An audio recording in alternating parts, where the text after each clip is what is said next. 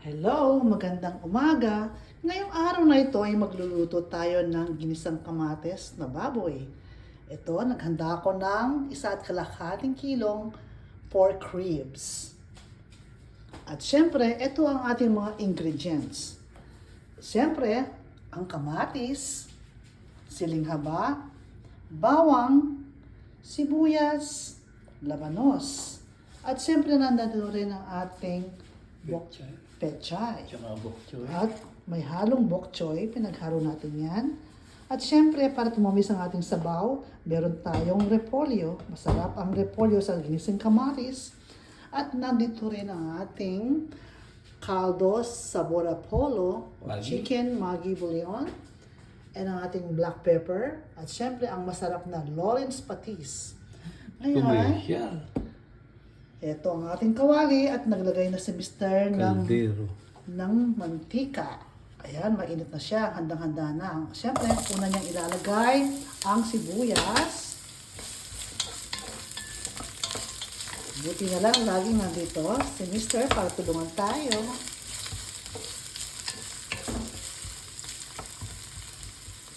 Ayan.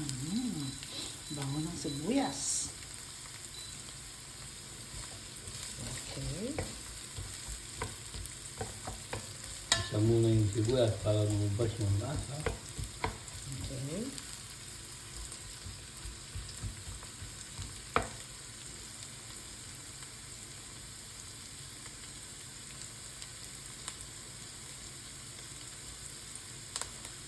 Siguro nagtataka kayo kung bakit yan ang kulay ng aking pork ribs. Kanina, pinakaluan na ni Mr. Konti lang. ng konti, ng ilang minuto lang para maalis yung Mga dugo-dugo. Mga yes, kasi yun ay nakakadumi dun sa sabaw. Kaya pinakaluan muna ng konti ni Mr. Tapos tinapon niya ang konting sabaw. Pero nasa inyo na yon kung gusto niyo gawin yung ganong klaseng pagluluto. Hindi lang niya kailangang pakuluin pa.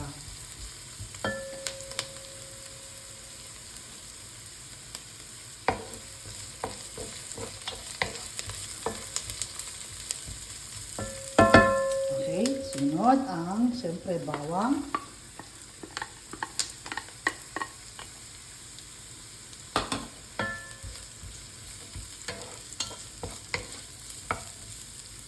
Gustong-gusto ito ng mga bata. Ang ginisang kamatis na baboy, gustong-gusto nila.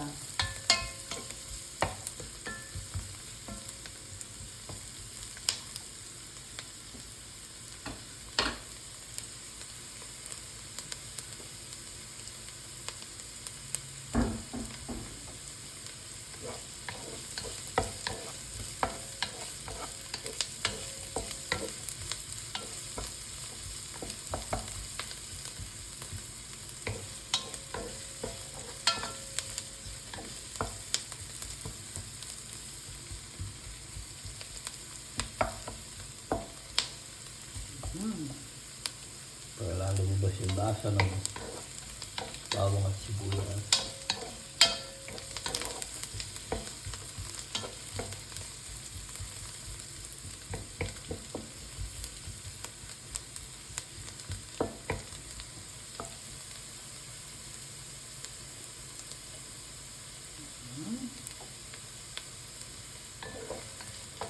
Kailangan bang i-brown natin ng bawang, Mr.? Hindi naman.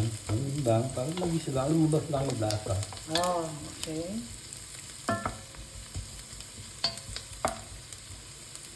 Now, ginagawa this. Okay, lagyan natin siya ng patis. Lawrence patis. Tansyado lang yan. Tansyado lang. Nagdagyan ng hintong kabang. Okay. Okay. Pwede mo namang may-adjust ang lasa mamaya. Nilagyan ng patis ni Mr. ng mga 3 kutsara ng patis.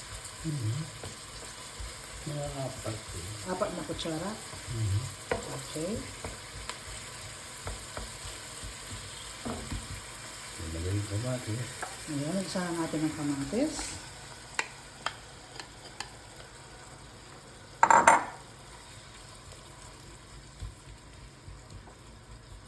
Okay. Lagyan ng paminta. Lagyan natin siya ng paminta.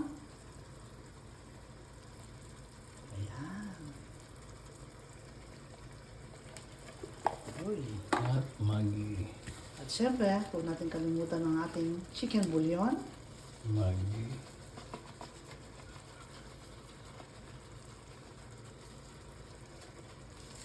Mga 3 kutsara. Hindi. Dalawa lang. 2 kutsara. Okay, chicken bouillon. Takpan natin para lumambot ang kamatis. Ayan.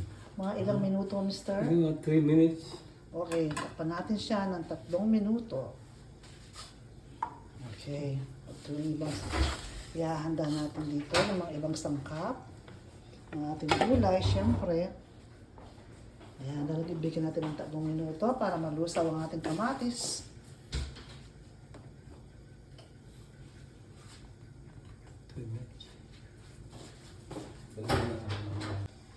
Ito na ngayon, after 3 minutes, tingnan natin kung handa na yung kamatis. Yeah, Oh, pwede okay, pwede na. Susunod na natin ngayon ang ating karne. Tiyaw na lang na. Okay. Kasi natin yung konting sabaw. Okay. Ayan.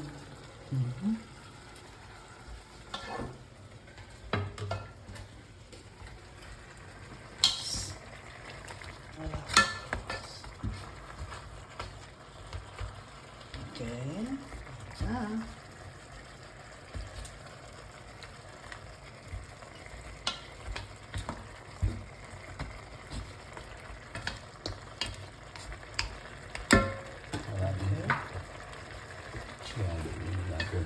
Palagyan lahat.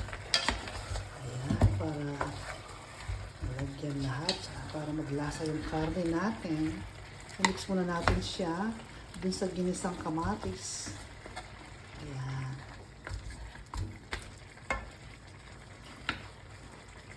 Okay.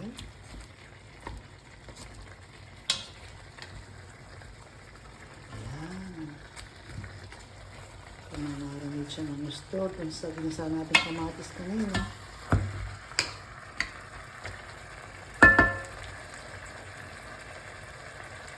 Okay, tatakpan na rin ni Mister. At iiwan natin muna siya hayaan natin siyang ilang minuto, Mister? Another 3 minutes. Another 3 minutes. Okay, para tanggapin ng karne yung lasa ng ginisang kamatis. Bigyan natin siya ng 3 minutes. Okay. After 3 minutes, eto na siya ngayon. Ayan. Ooh. Siya, oh, sarap. Tuloy na natin. Ngayon, lalagyan na ni Mr. ng tubig. Mga ilang cups yan, Mr.?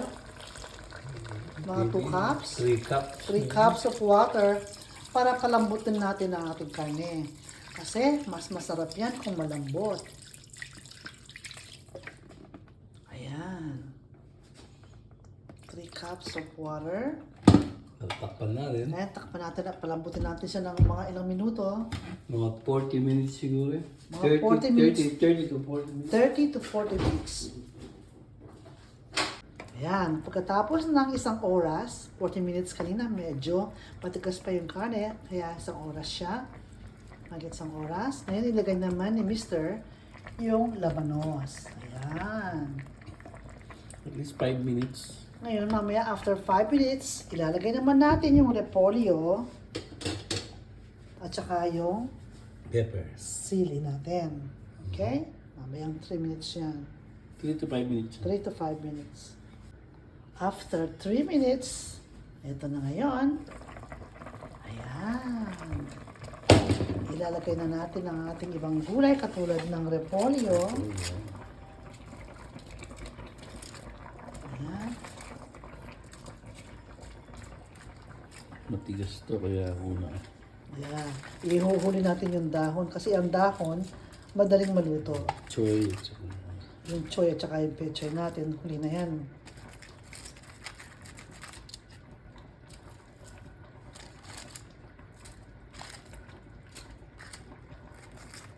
Hindi tinipid sa gulay yan. Ayan. So, at ilalagay na natin yung Pepper. ating siling haba. Ayan, pampasarap din yan, pampalasa. At mamaya, after 5 minutes, ilalagay na natin ito. Okay? Ayan, sasarap na natin. Mamaya ipakikita ko sa inyo ang ating full finish na ulam. Okay.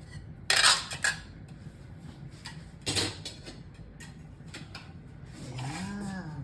Ayan, pakikita ko sa inyo. Ayan siya. After 3 minutes, ilalagay naman natin to. Okay? After 3 minutes, ayan, malambot na ang ating repolyo.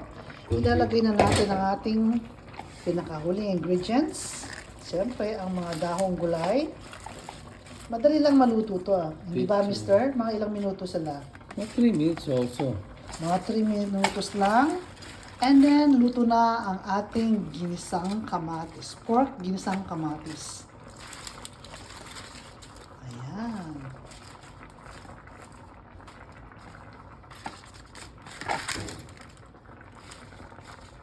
Ang sarap nito, mamaya. Puro gulay. Siyempre, meron tayong sausawan na toyo.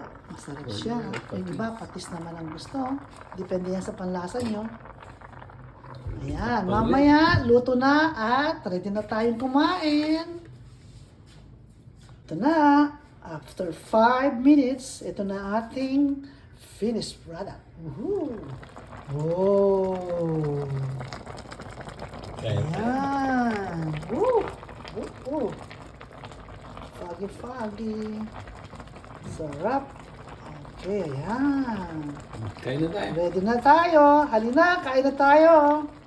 Yummy. Alright. Kain na tayo. Pero bago tayo kumain, please don't forget to click like and subscribe. Thank you.